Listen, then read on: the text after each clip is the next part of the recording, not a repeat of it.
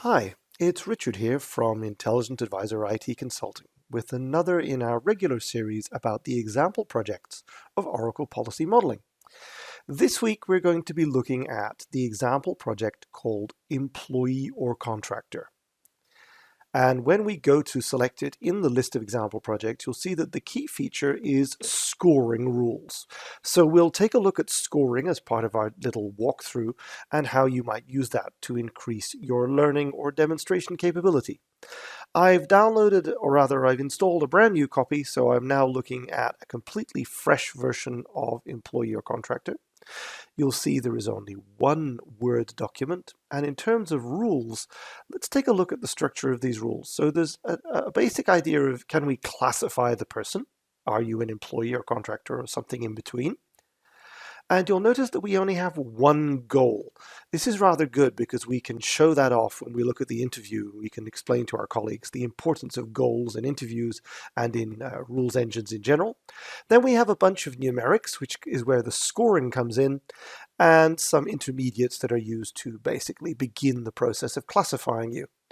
Over on the interview tab, you'll see that we're using a vertical stage and screen display, and it's very, very simple because each screen basically shows one question. So this is all going to be very useful when we talk about goals. You'll see that this interview has one goal set, whether we are able to classify the person or not. And this will be useful when we're showing off the concept of relevancy and goals in the debugger. So I'm going to start the debugger straight away and just give you a quick rocket ship guided tour as to how this works. So in the interview, we've got an introductory page, which has a link to some useful information, by the way. And I'm going to go to the second page, which is where I have a key question. Am I an apprentice, trainee, company director, or what? I'm going to say yes. And next, boom. Immediately, you'll notice that all the other question screens have gone gray and are marked as not collecting relevant information. That's because just by answering that first question, I've actually enabled my rules engine to detect that I am an employee. Because if you're an apprentice or something like that, you are officially an employee.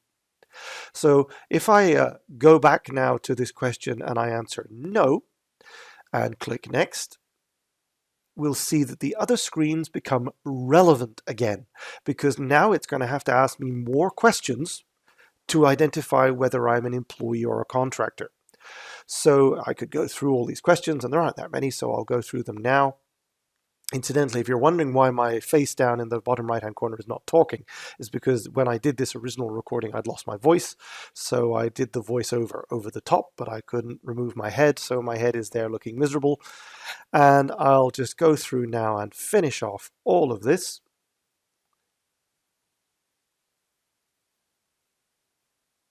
And we have an outcome. And in this case, my answers to the questions revealed that I am still considered to be an employee.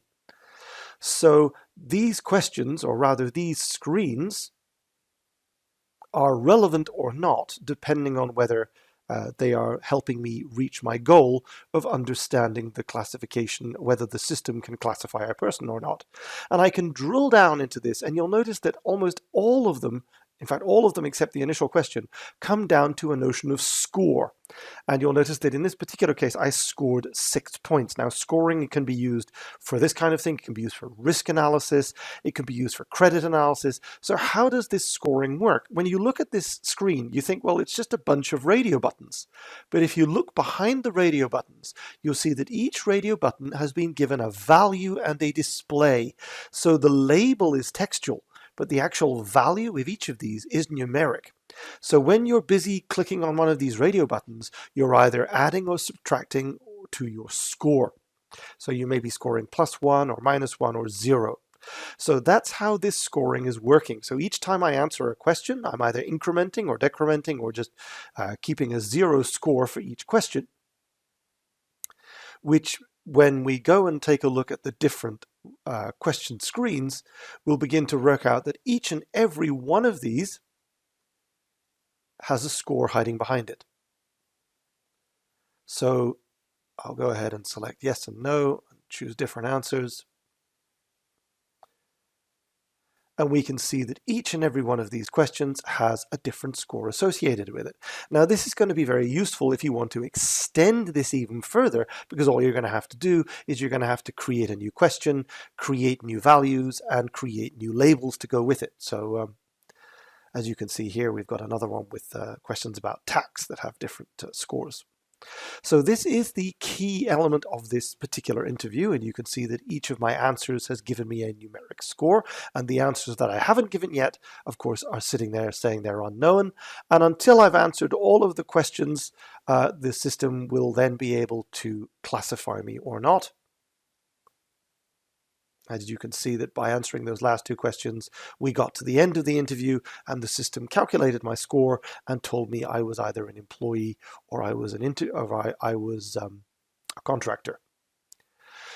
So now that we have this basic idea that when you answer these questions, you raise a score, it won't surprise you when we go and look at the rules document in just a moment, once this Word document is opened.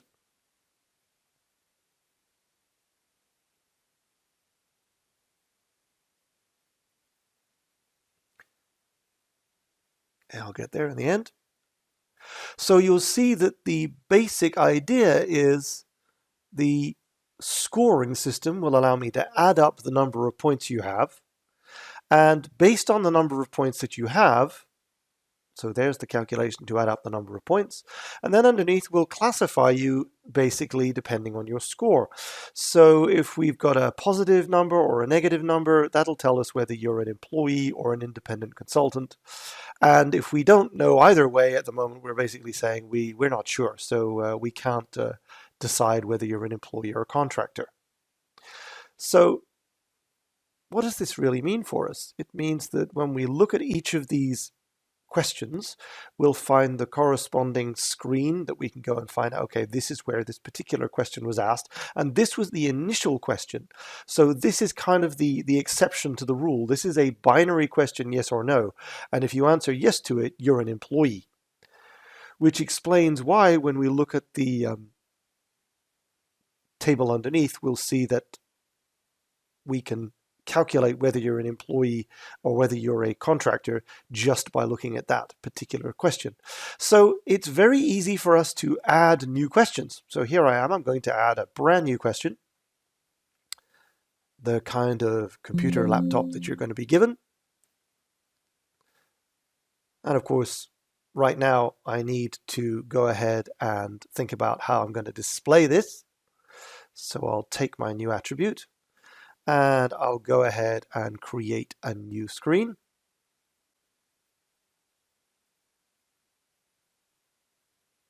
And try and type it properly. There's my new question. Of course, I wouldn't normally call it the new question. I'll add it to my screen. So the default will be, because it's a numeric value, it'll want to show a little box basically. I don't want that. I want to present a list of radio buttons for scoring. So first of all, I'll go ahead and change the label. And once I've finished typing the label, I'll go ahead and change the way this question is displayed. I'll switch it to radio buttons, or I could choose obviously to do drop downs or anything else for that matter. Let's go ahead and choose drop downs just for the sake of the argument. So I'll add in my different scores and my display values. I'm just making this up as I go along, so obviously in real life you could choose whatever pertinent labels you want. That should do it. I'm just trying to follow the same basic format of the original questions in the interview. Obviously, you could invent new scores, you could do whatever you felt like. But if you're following the whole method of greater than 0 is an employee and less than 0 is a contractor, you could keep on with the same routine. So now I have a drop down, but if I wanted to follow along exactly with the other questions, I could display it as a radio button. And there I have my new question in my new screen. I'll go ahead and debug it just to make sure that the new question actually does kind of work. There it is. Yep, and I can answer the question. And obviously, since I edited the rule, my question now participates in the total scoring to tell me whether I'm an employee or a contractor. And in my case, since I already had 6 points, it doesn't really matter which value I chose, but I can see that the value is changing depending on which answer I give for my question. You could even take this idea a little bit further and go to the second part of the rule and say, well, right now there's an employee and an independent contractor, but what happens if there's a new category? You could introduce new category like a volunteer and say, well, a particular range of values is a volunteer. As long as you're not an employee, which we established using that major question at the beginning, we could invent some new logic to say, well, if you score a dead 0, then you must be a volunteer. This, of course, is just making it up for the purposes of this demo. But if we do that, we'll also need to be careful that we avoid this error, which I've managed to introduce in the live demo, so that's quite good. That if you copy and paste a row in the table, you'll need to remember that if you copy and paste, you'll end up declaring probably independent consultant or employee twice. And in my case, it was I simply copied and pasted independent consultant. So that's where the error is coming from. In my new row that says volunteer, I'll need to make sure that I actually declare that the person is of this new status called a volunteer. And for some reason I shut the file again. Let me open the file again.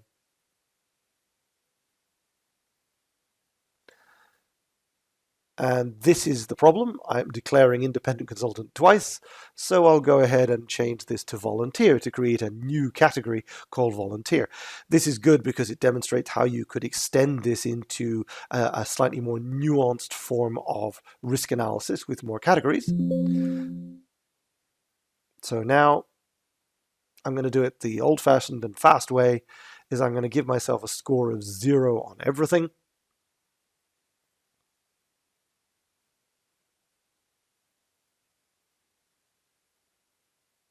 Kind of wish I didn't have quite so many questions now. And you can see that I am now declared to be a volunteer. So not only have we benefited from the idea of scoring, but we've also been able to extend the scoring by adding questions, and we've been able to add new categories.